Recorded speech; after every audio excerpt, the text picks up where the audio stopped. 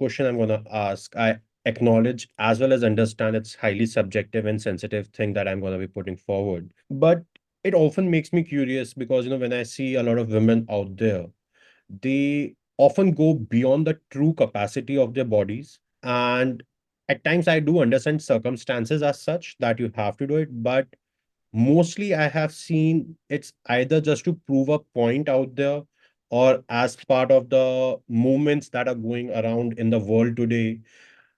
I want to understand it from two perspectives. One, where it's for the ladies' own health, because either during the pregnancy, I have seen women working till the second trimester, going to offices and everything.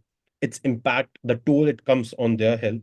And even after, immediately after 2 or 3 months of delivering the baby, they resume offices. So again, the impact that comes on their health.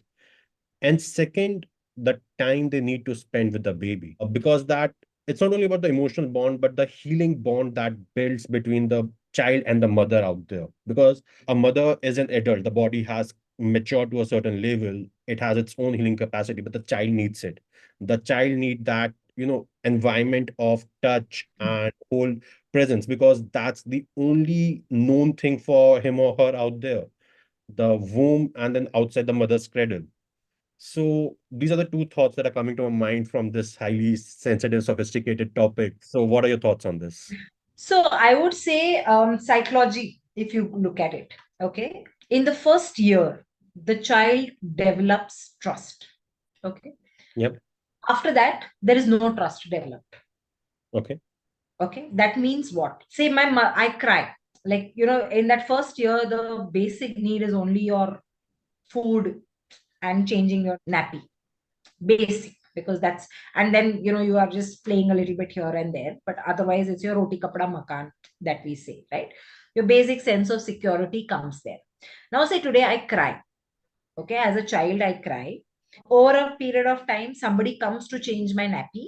It could be that now I'm expecting, because for me, the entire world is my mother only. But now my mother is not there. So somebody else comes to change my name. Okay, over. Okay. Now, in the initial 6 months, when I'm breastfed or something as a child, also, I'm asking, but I'm crying again. Right now, either my mom comes or there's a delay happening in that. Right? Okay, mom is busy somewhere, maybe in a meeting or something that is there. So, as a child, feeling wise, what happens? I'm not loved. I'm not taken care of. Right? I don't feel safe here because I don't know when she will come. Right? When will I get my milk? When will I get changed? Now, that's the feeling that the child goes through. Okay. Now, what happens as a mother? We don't understand that because we are so much into the hassle of working and getting back to our routine that we miss out on this initial year of developing trust with the child. Mhm. And now, if I see, if you look back to all the people, okay, if you say that today I don't trust people easily as a person, as a human being, as an adult, I would want you to go back to see in that, you might not remember the first year, but if you go and talk to your parents, how busy were they? What were they doing? You will go back to it that they were not available at the time that you wanted in that first year. That's all. After that, the other things develop, the sense of security and, psychologically, all that. But your first year is that because that's when your mother is most needed.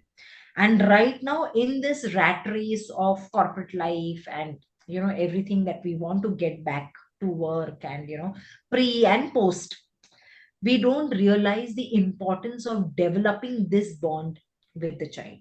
And that is where we miss out on that building that framework of trust. And if you miss out on that, that is where the parents also later on they regret. Anyways, when they're going, there is a lot of guilt that is anyways happening, that I'm leaving the child home and I'm pumping milk and keeping it in the refrigerator and doing all that.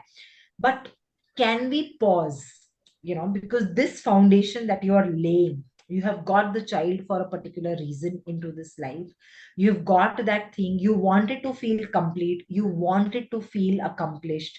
But where are we running for? And what are we running for? That 6 months, 8 months of the time, if you give your child, don't you think you will develop a much stronger generation ahead? Because imagine this child now becoming a mother or a father. How would he behave? What will happen to that generation? What will happen to the next generation? Because that's the seed we are sowing, right? So today, if I am able to handle that and if I am able to balance that, that I can work, but can I work during the times that the child is sleeping? That the child has some routine, and keeping that much time aside for myself or even for my mental health, because I am so much worked up that whenever I am feeding also, my feelings are already, this I have to answer, this I have to report, this I have to go back to, right? So I am feeding also that anxiety. I'm feeding also that, what do you say, the jitteriness, because I have to finish feeding fast and I have to go back to that meeting that I had left, or I have to report something and I have to complete that task. So I am not even feeding my child with a calm mind. So how do you expect the child to become? Then why? Then you say, okay, the child is very hyperactive, or the child is very cranky, or the child is very colic. The child's digestion is not happening. But am I sitting with a calmer mind to give that to my child? It is very sensitive. It is very, I mean, people want to run, but we are also damaging so much more. We don't understand that. But if you see, yes, certain times have changed where now post your delivery, corporates are giving these 6 months of leeway and those leaves, which are their maternity leaves and paternity leaves and all that. But in that also, am I stable? Am I calm? Am I doing that? But in that, I want to go out, I want to do everything, but I'm not really sitting with my child. I'm not really playing with my child. And I'm not really available for my child at that time. And that is where the issue comes. I totally align with this, and I believe Sumit, thanks a lot, for shedding some light on the previous question. And I really understand the sophistication of the question I asked and the subjective nature of the whole thing, because at times things are not in our power and not in our control. But yeah, thanks a lot, for sharing your response to that. One last thing, ask you and understand, because coming from the Indian household, I have seen a lot of our grandmothers and mothers at times, putting that kala tika on kids to save them from negative energy, or often if it's said in Hindi, ka nazar na lag jaye. So if you can, just shed some light on that, and I have one or two follow-up questions on that. So we'll just do that. Yeah, I would say again, this is a very sensitive topic because, nazar and aura and energies, certain dark energies, when we say, I would say it exists. Okay, because the universe works in duality, right? There is positive also, there is negative also. So the much more positive that is there will also be a negative aspect of it, right? Mhm, So mhm. the more healers and the more positive energy that you're going to build, there is exactly going to be equal amount of negative energy that is going to happen. Now when we say nazar lag gayi, or say things are happening to the child, or sometimes you have a very fair child and people say ki yaar nazar lag gayi, kyunki again suddenly the child falls sick or something like that, right? Now what happens during that time is, let's understand from the energy, little bit of the energy point of view, that Mhm. basically every energy attracts energy, right? Your positive, negative, that Yeah. way, right? So your opposites attract, your same energy repels. Now, if I am thinking, if I am in a fearful mode for my child, I am already in a lower spectrum of energy, vibration of energy, right? So I will attract a similar vibration. That means that when we say nazar lag gayi or any bad energy coming into our influence, I am already in that space. And that is why I have attracted something like that. Okay. But say if I see it as a different perspective. Now, energy is energy. Yeah. How I take energy as, and how I view energy as, that this energy is coming to give me power. Like, say, if I say, Ki, Acha, you know what, you're very beautiful. Now, somebody will say it like, Arey, yaar, don't say it, madam, nazar lag jayegi. Right? Or I can say it like, wow, thank you so much. And I receive that energy.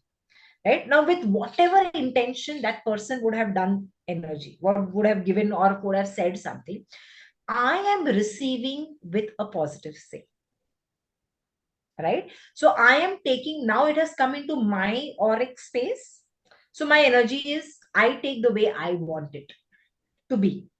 That means any energy I can convert it my way. Okay, Understood. so there is dark energy, I will not deny that, but can I see it in my aura that this person is adding energy to me? Even though you're saying, Arey yaar, you've become very successful suddenly, what do we say? Arey yaar, don't say all this, nahi yaar, nothing like that. But if I say that yes, I have added much more to my work, and they say, oh, you know what, see, you're doing this also, this also, this also. They might be saying in a jealous way or an envious way, or whatever. But today I take that energy as thank you, you're thinking, no, you're adding more power to my success. Yep. And that is when I can convert that negative energy into a positive one. So even for a child, the mother herself is so fearful that anything, somebody will come and somebody will do something to my child. No, I am Mhm. already in that fearful state. So what am I attracting? I am attracting and I am resonating to that energy. And invariably, I have manifested that into my child. Right. So that is why wo nazar lag gayi, and something bad has happened, or the child has fallen sick, or something like that would have happened. And you will say, see, I told this person coming in brings in this energy. Mhm. This person came in and you always think like that, and I don't want to see this person in my life. Right? At least when the child is there, please don't bring him near. Or that kalatika. Now, kalatika is again what? That I am having an energy where I am blocking the aura with a space. So kalatika was for that mainly. That when I kind of, so it's a positive and a negative. So now I don't want that. So I'm just blocking that space with that kalatika, which will just say, "Ki boss, I am careful, or I am not attracted to this," and that is why I'm sealing like my aura to it. Understood. That's all. But it will exist because if I am fearful, I am going to attract that energy, and I am going to be in that vibrating space where it will come to me. But if Understood. I elevate myself that, what, everything is fine, they're coming to bless my child. Abhi wo kaise bless kare, I don't have a problem. I know that they're blessing my child. With Mhm. what energy they are blessing doesn't matter. Mhm. I Mhm. know when it comes to my child, it is going to be good energy. Yeah. Right? So I can change the way I perceive energy. And that is what energetically, like a lot of healers or a lot of I've seen, I mean, nothing against anybody of them, because every modality has its pros and, the plus and the minus. But today, a lot of people also add a fear psyche to Mhm. it. Mhm. Mhm. You don't do this, you will get this. Right? But Yeah. as healers, I need to have a higher frequency for myself where I can work with more people. Right? Yes. But today, if I am only thinking, oh, this negative energy is there, so I have to cleanse this and I have to wear this and I have to do this, then I am still adding fear in my life. Yeah. Yeah. Right? And that is where I'm going to resonate, because to any healer, people are going to come with only negative emotions. Yes. Nobody's going to come and share happy things. Right? So if I have to seal my aura, the need itself to seal my aura tells me that I feel weak within. Mhm. Why Mhm. do I have a need? I'm already protected. There is already divine power. I'm already protected. Why do I need that to protect myself? So अगर वो protection ही नहीं है तो मतलब weakness भी नहीं है, तो Mhm. फिर नजर भी नहीं लगेगी, तो Yeah. फिर कुछ भी नहीं है. तो energy is just energy. Amazing. Amazing. That's a very beautiful way of, putting it out. Just one final follow-up question on this, because I totally also believe that dark energies exist out here. And at times it just happens that we fall prey to these dark energies. Now, there's a natural course of a baby's development, and all of us an individual. So I would want if you can answer it more on a generic front rather than just focus on the baby. There are certain natural courses that happen and way of evolution, but there are also at times where the dark energies are into play. So how can we one identify that there's actually a dark energy into play, or is just the natural course of action? So how do we really differentiate that part? So generally, if I am fine, basically, without any influence of any the so-called dark energy, I would be able to sleep well. Mm-hmm. I would be able to function well, as in my thought process and my action will be aligned. Whatever I'm thinking, I'm able to execute that. Okay. And my appetite will be normal. So, three things that you can see in yourself. But the minute there is an excess or a dip, we need to see where it is hampering. Okay. So the first thing will change is your emotions. Because why the emotions will change? Because I am not able to think and do. The integrity is missing. Mm-hmm. Mm-hmm. As in, whatever I want to do and whatever I'm thinking is not happening. Yeah. Right. So because there is an influence of something else which is overpowering me. And that is why I am not able to function correctly. Mm-hmm. Mm-hmm. So that is when you understand, okay, there is something off first. That means your aura has cracked. Auric space, when we say, or your the spiritual part of it, when we look at it, your aura has kind of cracked because there is something negative that I am thinking. Okay, so there is a like an जो एक round है उसमें एक crack आ गया. So every negative thought will give a crack or will give a dent in my auric space. Okay. So every time that now, if you see also when there is an influence of a negative energy, you will think spiral. Madam, your thinking will be more spiral.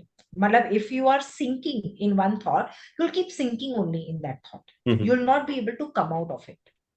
So if you're feeling low, you'll feel low about one thing, then you'll feel low about the second thing, then you'll feel low about the third thing.